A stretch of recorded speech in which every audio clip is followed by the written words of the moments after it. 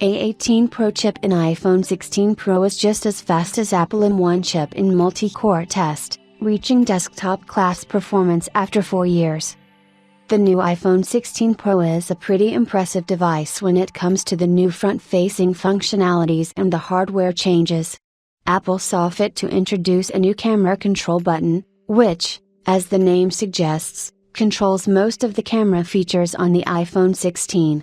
We can say that the new camera control button is the highlight of the upgrade, but we also should not take the new A18 Pro chip lightly, given how it performs against the competition and Apple's custom M1 chip for the Mac. The A18 Pro chip in iPhone 16 Pro scores higher than the M1 chip's average multi-core score. The Geekbench results of Apple's latest A18 Pro chip were recently leaked ahead of the device's release in September next week. The single and multi-core score of the SoC gave us an idea of the iPhone 16's performance and how it could stack up against the iPhone 15 Pro models as well as the Snapdragon 8 Gen 3 chip. From a different perspective, the performance of the A18 Pro chip of the iPhone 16 Pro is much closer to that of the company's desktop-class M1 chip. 9to5Mac conducted a comparison where it took 10 results of the M1 chip benchmark, belonging to the iPad Air, and calculated the average single and multi-core score results.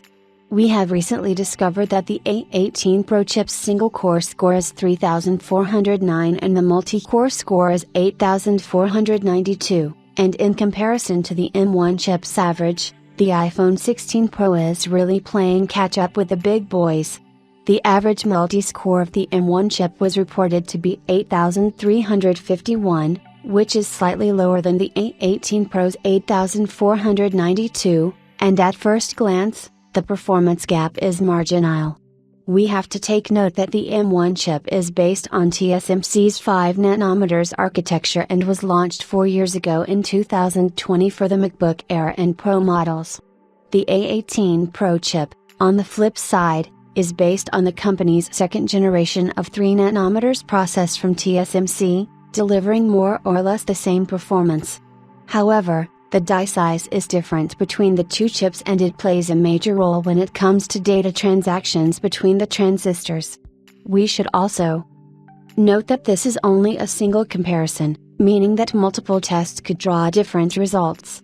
Nonetheless, it is still an impressive feat for the iPhone 16 Pro and the A18 Pro chip, as it is gradually reaching the performance levels of the company's Mac lineup.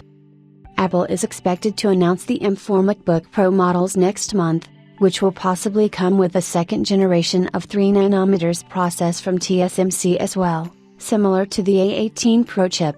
The M1 chip is still a very capable SoC and we have seen various experiments in the past suggesting how it is future-proof for the next few years. We will share additional details on the iPhone 16 Pro and the A18 Pro chip as soon as further information is available.